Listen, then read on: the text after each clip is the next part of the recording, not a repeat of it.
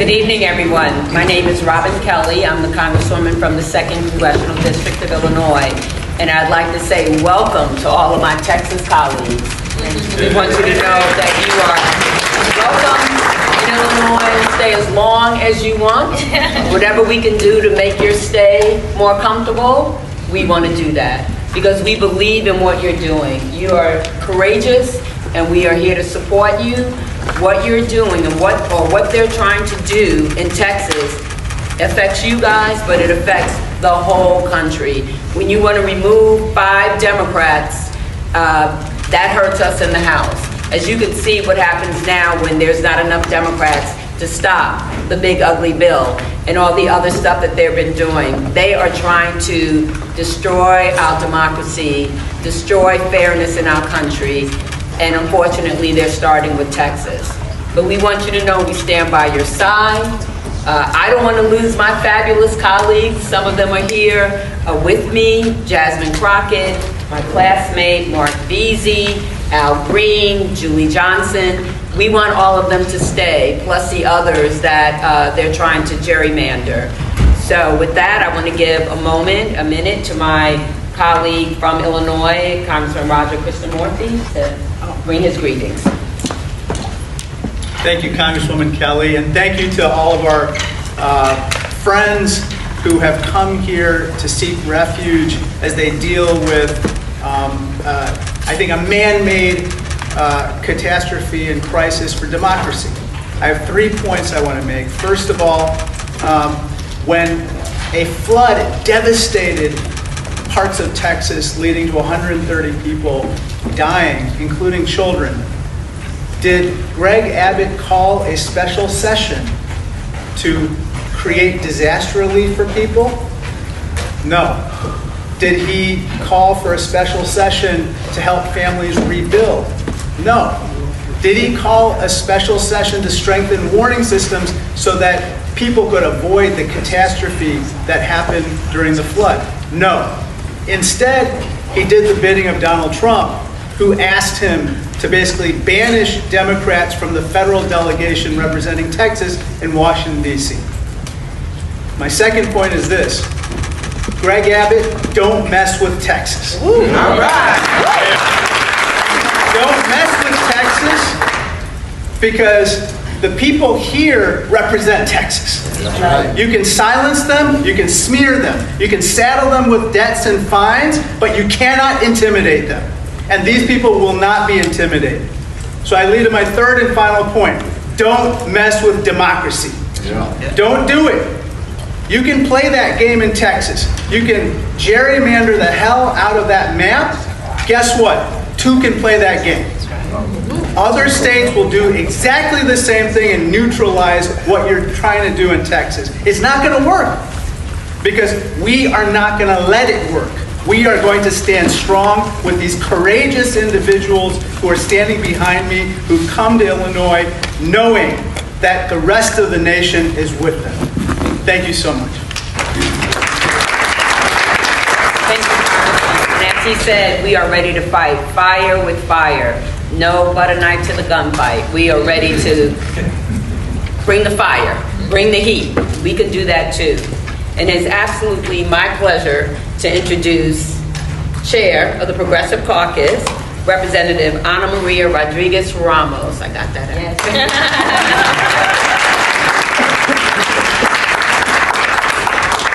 Hello, everyone.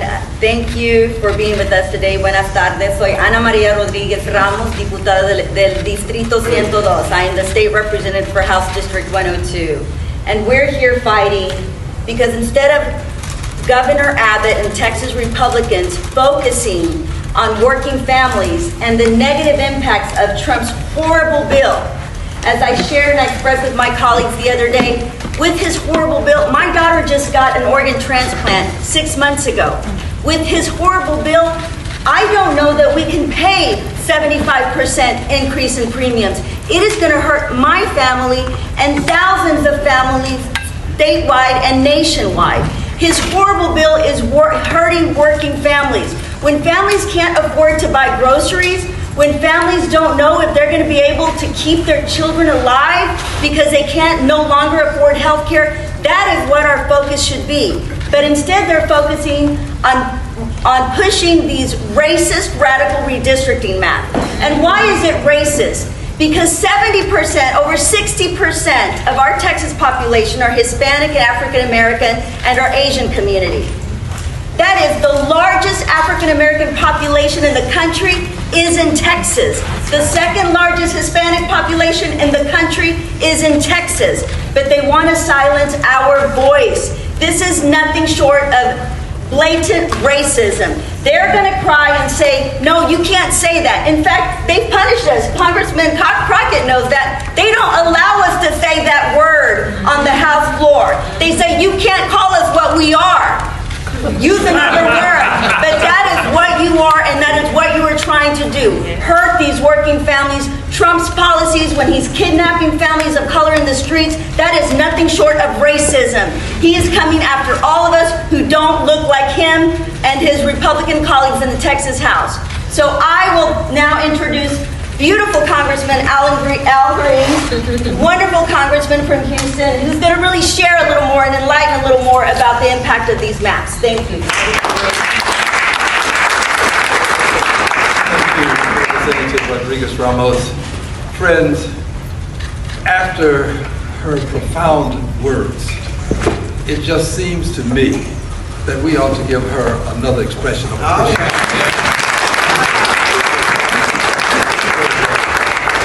And to all of my colleagues who have traversed some great distance to be here, and I'm talking about the state representatives now, I consider you my colleagues. It's easy to do something when you don't have to do it. They are leaving their homes, they're leaving their families, they have jobs, they have responsibilities, and this is courage that is uncommon. And with this kind of courage, they ought to be commended as well. Let's give them a big hand, please.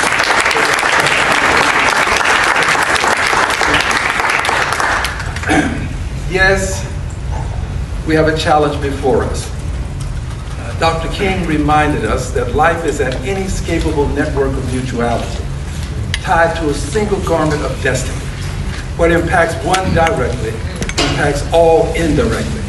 And that's what we're facing now, this challenge of it not being Texas. It's not just Texas. It really is the United States of America, because if they succeed in Texas, they will take this to other states. They will take this to the county court level. They will take this to the commissioners, the school boards. They will take this across the length and breadth of the country. But they'll do it if we only stand by and watch them. But if we take a stand, we can stop them. That's what we're doing today. We're taking a stand, and we're going to prevent them from going forward in Texas. All right. Here's why we have to take this stand. Because one vote makes a difference. That's right. One vote makes a difference. It was one vote that allowed them to get the big, ugly steal out of the House. That's right. One vote. Yeah. And it was one vote in the Senate, with the vice president casting that vote, that allowed it to get out of the Senate and back to the House. Friends, I regret to tell you that the 18th congressional district was not represented when that first vote took place. It was not. If the 18th had been represented, they'd have to find that one vote someplace else. One vote makes a difference. And in Texas, they are trying to silence 5 Democratic voices in the Congress of the United States of America. They have already made an effort to eliminate some of the districts. They're no longer going to be, there's no possibility of Democrats being elected. They are doing what the president has insisted be done, and I want you to know that we didn't introduce the race card. When this message was sent by and through the Justice Department to the state of Texas, to our Attorney General, they mentioned the race card because they talked about racial gerrymandering. They brought it up, and when they brought it up, they did it knowing that this was a buzzword. It was a trigger. They knew that if they could use the race card in Texas, where we've had white primaries, and when the Supreme Court said, well, you can't do that, then we had white pre-primaries, where we've had all sorts of obstacles to voting. They knew that that's a buzzword that people would respond to in Texas. But we are going to respond to that buzzword by telling them that your racism is not going to change democracy in the state of Texas, is not going to change it in the United States of America. Racism is going to be met with our taking a stand for democracy. You take a stand for racism, we will stand for democracy, and we will win. We will win. Democracy is going to win. My comment is this. As you know, the President and I don't exchange Christmas cards. The President is a very vindictive person. He is a don't bring me any bad news person. Just fired someone because he got bad news. We friends have to understand what we're dealing with. And if we understand what we're dealing with, we can stop what we're dealing with. We're dealing with an egomaniacal person who believes that he has to be right, and if he's not, then the world is wrong. He would impeach judges that differ with him. He would fire people that don't give him good news.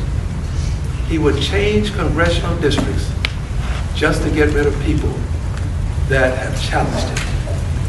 But I want you to know this, the challenge is not over. It is not. Yes, we have brought challenges against him, and I want to assure you of this. There are no circumstances that will prevent me from continuing to challenge the bigotry emanating from the presidency in policy. I will not stop, and I promise you, this president is going to he's going to be brought down. Yes. He's going to be brought down. He has to be brought down. And I don't mean physically. I'm talking about politically. We will bring him down. He will be impeached again. I thank you. I'd like to bring on Chair Jessica Gonzalez. Hello, again, my name is Jessica Gonzalez, and I'm proud to represent House District 104, which includes parts of Dallas and Grand Prairie. I'm also honored to be the chair of the Texas House LGBTQ caucus. Look, when we all got elected here, we were elected by our constituents, and that's who we work for. They elected us to represent their voices, their family, and their future. And that's exactly what we're all doing here by denying Texas Republicans quorum in order to pass these rigged congressional maps. And so I'm very proud to stand united with my Democrat colleagues. Look, one thing I do know is that Texas House Democrats know how to fight. We've been in these fights before. We've had to fight every single day when we're in regular session. So we have our sleeves are rolled up, and we're ready to take this fight wherever it's gonna take us, because our communities, our state, and our nation is definitely worth fighting for. And we know this is not about providing flood relief, because these congressional maps have been pushed. We have not had real discussions about providing folks relief who are in desperate need of it. And so we're just not gonna stand for it. We're tired of it, and we're not gonna let them do that to our communities. And so I'm proud to stand here united with my Democrat colleagues. You know, when I first got elected to House District 104, I was the first Latina to ever serve in that position, and I'm very, very proud of that. My community is a majority minority district. And so when we do these kinds of, play these political games that Republicans want to play with our communities, it hurts people like in my district and the districts of people that are standing behind me. And we take our jobs serious, unlike Texas House Republicans. So thank you. And next I want to introduce our former colleague, Congresswoman Julie Johnson.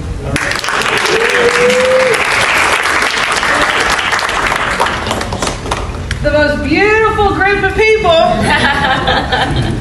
It is it's a big honor for me to be standing here as a former colleague, a former member of the Texas House, a former quorum breaker. Yeah. protesting the right to vote in Texas, and now as a member of Congress. And you know, what is happening is so outrageous. And I want to talk a little bit about my district and the impact that this is having. So I represent Texas 32nd Congressional District. It's an urban district. It's 80% in Dallas County. A little bit of the Collin County, the county to my north, and a little bit of Denton County. But for the most part, it's very urban. There's not a single farm plot in Texas 32. They have divided it into 7 new congressional districts. 2 that go all the way to the Oklahoma border. 2 that go almost from Dallas to the Louisiana border. And then the others in a mishmash of rural Texas. My district I have 7 cities that have been dismembered, paired with 6 to 7 rural counties. So what they've done is they've taken a group of people, predominantly minority, I have a minority-majority coalition seat of a city, and then paired it with 5 to 6 rural counties that have no commonality of interest whatsoever. The issues facing the constituents of my district are very different than the issues facing the constituents of Upshur County, which is in very East Texas. They're very different issues. I have 62% renters. That county is mostly rural white farmers. And the list goes on and on. And so what is happening here is the most blatant, racist disregard for the voters of Texas. Because let me remind you, and I was there, we were all there when these maps were passed in 2021 by unanimous votes of the Republicans who've just now issued arrest warrants for my dear colleagues and friends. Because they all swore at that time these maps were the most beautiful maps. They were perfect. They didn't disenfranchise voters. They've had lawsuits, they've filed affidavits, they've given depositions, they've sworn and all at waste to Sunday that these are the perfect maps. Until President Trump gets nervous because his poll numbers are in the crapper. Because he knows that the American people are not swallowing the crap he's pushing.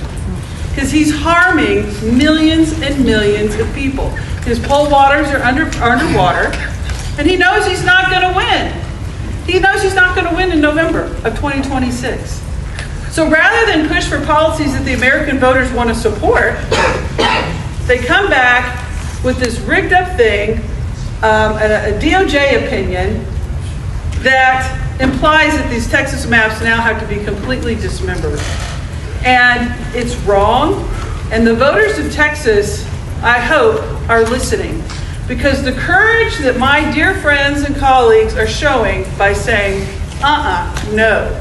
We're protesting. We're putting ourselves at great risk to stand up for democracy and America. And voters, I hope you're seeing that. I hope you're feeling it. I hope you are experiencing the courage and the hope that these folks are providing. Because what is happening is an attack on our democracy throughout this entire country. And I'm so pleased and so proud that they're standing up for us all. Because what's happening here now is cracking throughout other states. You know, we're having a national conversation over voter rights. And I want to encourage California and New York and Maryland and Washington State to say, you know what, our gloves are off. If war is war and Democrats, if y'all are going to do it in Texas, we're going to do it here. And this is a national war. And Democrats are no longer going to sit by handcuffed. This is an all-out war and everything is on the table. That's right. And that is a message I really hope gets out loud and clear. But at the end of the day, I want to say thank you to each one of you for what you're doing. Know that the Democrats of the United States House of Representatives are 100% behind you. I hope you're feeling it, and I hope you out there, the voters, are getting a little glimmer of why politics is important. And that if you, they say, well, I don't know, politics doesn't affect me. I'm saying, honey, it does. If you don't do politics, politics will do you. And here we are. Politics is doing a lot of people right now. But you know, I want to end with this.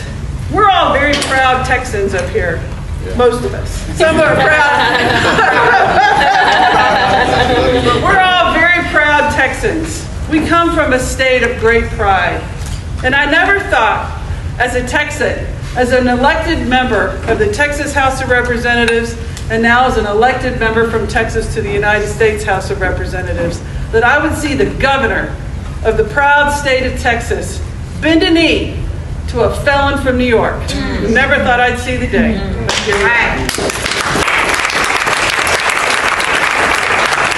it's my honor to introduce Rep. Busey. Thank you all so much. I'm so proud to stand with my colleagues in the Texas House and our friends in Congress.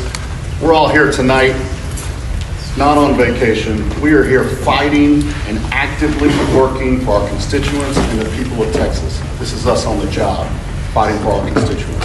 Hi everyone, my name is State Representative John Busey, and I have the great pleasure of representing Austin in House District 136. Look, I didn't run for office to walk out of the Capitol. But I also didn't run for office to stand by while democracy is stolen in broad daylight. Texas Democrats broke quorum because sometimes the only way to uphold your oath is to refuse to play along with the rigged game. Let's be clear. This special session was supposed to be about saving lives after a tragedy. A cabin full of 8-year-old girls was washed away in the middle of the night. Families called 911 only to hear that help wasn't coming. At the end of the day, 137 Texans lost their lives. That's an emergency. That demands our action.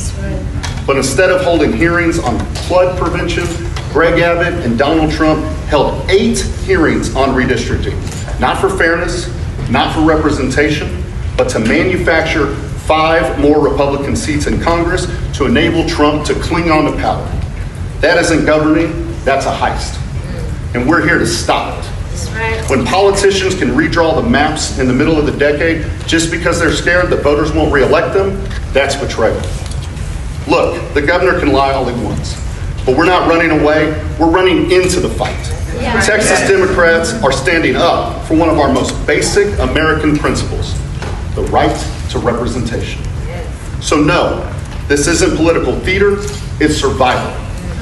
Because if we lose the power to choose our leaders, we lose everything. We broke quorum because this isn't just about maps, it's about power. And in Texas, the power still belongs to the voters. I want to thank you all so much, and I have the pleasure of introducing one of our great champions, Congressman Mark Vesey. He's a passionate advocate for Texas's 33rd district.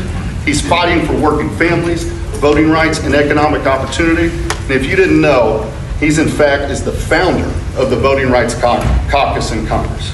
He's from Fort Worth to Washington. Congressman Vesey has shown us that he will stand up to Donald Trump, he will fight for Texans, and he will fight for Americans. Please help me welcome our good friend, Congressman Mark Vesey. Thank you, Representative. And you know, the press, y'all been getting something wrong. I've been seeing a lot of headlines that say that these Texas legislators are fleeing. These Texas legislators ain't fleeing. These Texas legislators are fighting. Yeah. They are fighting corruption, they are fighting racism, and they are fighting rigging. And that is what it is all about. And I gotta tell you, it's crazy to think about that 60 years ago today, the Voting Rights Act of 1965 declared that no American, no Black American, no Latino American, no Asian American, no working class voter would ever be denied their voice in our democracy because of who they are or where they live. But that promise is under attack today by Greg Abbott bending a knee to Donald Trump. And it is absolutely wrong, and it is embarrassing. And I got to tell you, I'm proud of these heroes that are standing behind me, some of which are my former colleagues in the state legislature, where I spent 8 years before going to Congress. And I got to tell you, I came into Congress right after the 2003 mid-decade redistricting, when a group of Democrats had just left the state to block discriminatory redistricting that had happened literally just before I was sworn in. And I got to tell you, we made a big mistake back then. We had no blue states back during that time period after Tom DeLay did his mid-decade redistricting. We didn't have any Democratic states that followed suit. And so it gave them the incentive to do it again, and that's why we are here right now. But I got to tell all of my friends that are Republicans that are out there watching right now, the game has changed, baby. It ain't the same no more. It ain't the same no more. We are going to match Donald Trump's energy when it comes to redistricting. As it was said before, it's been Democrats, we have shown up to a gunfight with nothing but good intentions and dull knives. And that era is over. We are not going to unilaterally disarm. And that's what's different this time around. And so to the governor of this state, of Illinois, the governor of California and New York, thank you for standing tall with us. We need our other Democratic governors in New Jersey, New Mexico, Maryland, Jersey, Maryland, Oregon, and Washington. We need for them to stand with us now also. This is serious business. This is absolutely serious business. Democracy is at stake here, and we have to keep fighting Donald Trump each and every step of the way. With that, I now call back to the podium Representative Harold Dutton, who I served with out of Houston. Harold.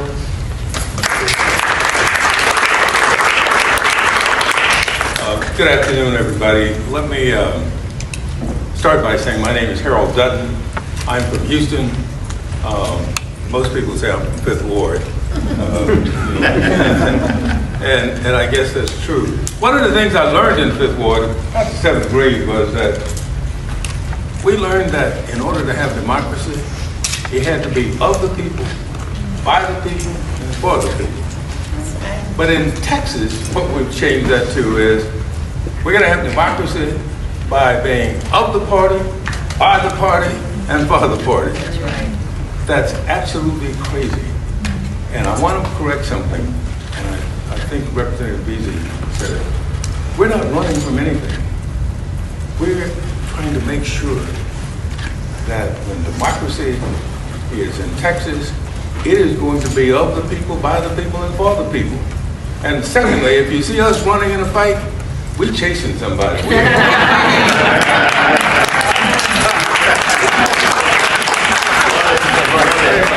Now, let me end with this. I'm here because one of my constituents told me, she said, well, if you all are going to hang separately, you might as well hang together. And so I'm here with my colleagues because I don't think we're going to hang. Because another constituent said to me, Representative Green, said, you know the story in the Bible about Haman and Mordecai? Haman built the gallows for Mordecai. And guess who they put on the gallows first? Haman.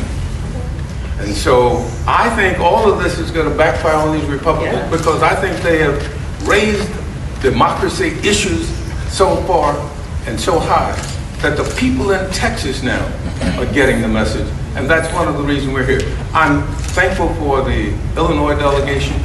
I have worked with them before. My first cousin was Monique Davis, who was a member of the Illinois delegation for a long time. She said to tell you all hello to because she wanted to come over. I had to stop her from doing that. But again, I think that the challenge for us is really to make sure that our people get to vote. And we're going to do that. With that, let me stop and introduce me.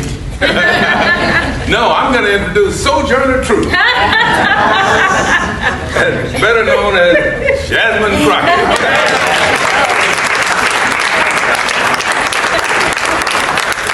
I will be your last and final speaker, but let me tell you something. I want to make sure that I make it clear who these people that are standing behind me are. Because I don't think that the American people truly understand the amount of sacrifice that these warriors and heroes are making right now. Most people don't understand that in the Texas House, you only get paid $7,000 as it is as a salary. But these people are saying, listen, we are going to do our job because we understand our oath, unlike those that serve on the federal level and are Republicans, as well as those that serve in our current Supreme Court and happen to have been appointed by Republicans, as well as those that serve in the Texas House right now and happen to be Republicans. These are people that understand what it is to be a representative. They understand their constituencies, and instead of trying to stomp on them, they want to do everything that they can to stomp for them. And so that's why they're here. Now let me say, this governor talks a lot of noise, and I made sure that I put up my warrant from 4 years ago to make it plain that they talk a lot of noise, but these guys are weak. That's why they're over here trying to bully people. Bullies are always weak. The difference is they expect Democrats to kind of be the nice guys that we are. They expect us to take the punch and say thank you. Well, I am here to tell you, not only are we going to punch back, but we about to beat you down. We're going to win. I'm going to tell you why we're going to win, because people are tired. And as it's already been said, we got a few truth tellers that came before us. A number of them came out of Texas. So I need y'all to understand that maybe you haven't learned these amazing warriors' names, but you will know their names. Y'all know how the president feels about me. Got my training ground right there in Texas. We know that there was another amazing black woman out of the state of Texas by the name of Barbara Jordan that had to check another corrupt president by the name of Nixon. So I'm here to tell you, just like I told a group of folk in Arizona yesterday. Frankie Beverly and Mays said it best. We are one. For everyone that's been asking, where are the Democrats? Well, here they are. For everyone that's been asking, where is the fight? Well, here it is. But let me tell you something. Don't leave them out on the ledge by themselves. They need to know that you, the American people, stand with them because they are standing for you. There's so many people that they will never meet, but they understand the importance of making sure that they have a voice when it comes to their government. They understand the importance of standing for what democracy is and making sure that it does not fall by the wayside. They understand that we have a Timmu Hitler in the White House right now that thinks that he is going to become the dictator of the United States. Well, I got another thing to tell you, sir. The Democrats, no matter whether we're talking about these Texas House Democrats, or whether we're talking about the governor from Illinois, the governor from California, or whether we're talking about New York, or I can go through the states and it's not just the governors. It is the state houses. It is the state senators. It is those congressional delegations that are saying, do what you gotta do and I will fight and I will win and I will earn my seat back to the people's house in DC. I am here to tell you the time is up for playing in our faces. The Democrats are not going to stand for this any longer. We know that we are standing for the people. And so long as we stand for the people, I absolutely believe the people are going to stand for us. That's right. So I just want to be clear. Do whatever you can to support these heroes, because they are the ones that had to leave their families. They are the ones that have warrants out for their arrest. They are the ones that are doing things that, honestly, a lot of other people do not have the audacity to do. So make sure when you talk about them, press, put some respect on their names. I appreciate y'all.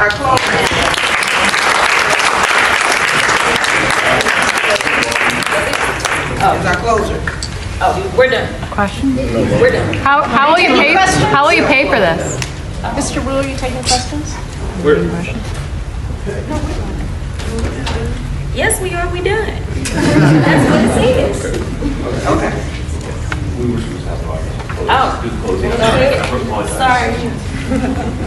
I am State Representative Ron Reynolds, and I'm proud to serve as the Chair Emeritus of the Texas Legislative Black Caucus under the great leadership of our Chairwoman, Barbara Gerben Hawkins, and as Vice Chair of the House Democratic Caucus under the great leadership of Chairman Gene Wu. And we're all united, standing on the right side of history. You know, Congressman BC's right. It was 60 years ago that the Voting Rights Act of 1965 was passed into law. And it was signed by a great Texan by the name of Lyndon Baines Johnson. But that Voting Rights Act didn't come easy. It came as a result of people who made the ultimate sacrifice. People who we may remember, like Congressman John Lewis, who made good trouble. He risked his life to end Jim Crow. He did everything with other freedom fighters. They took freedom rides. They sat at lunch counters. They did everything they could to end poll taxes and literacy tests. And thank God, many of us here today would not be here but for the Voting Rights Act of 1965. It was, as Congresswoman Crockett said, Barbara Jordan, who was the first African-American Congresswoman from the South since Reconstruction. She was only there because of that bill.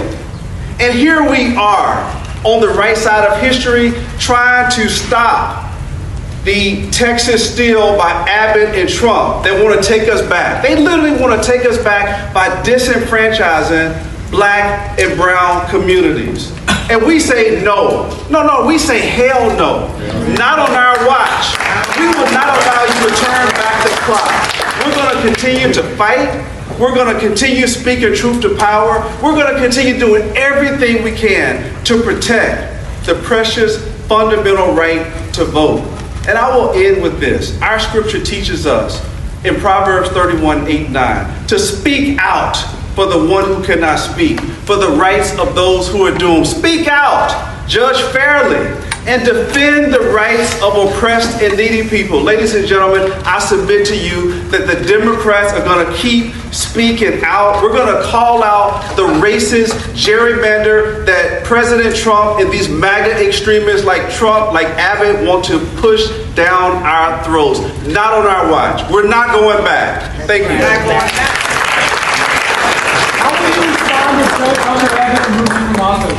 Thank you very much. I want to say, give a special thank you to the IBEW for hosting us, and thank you for all the Illinoisans who have been so nice to us. We're not going to do group questions. Members will be available for individual interviews if you want, but we do, the Democrats, our House Democrats do actually have to make another meeting, so we have a limited amount of time.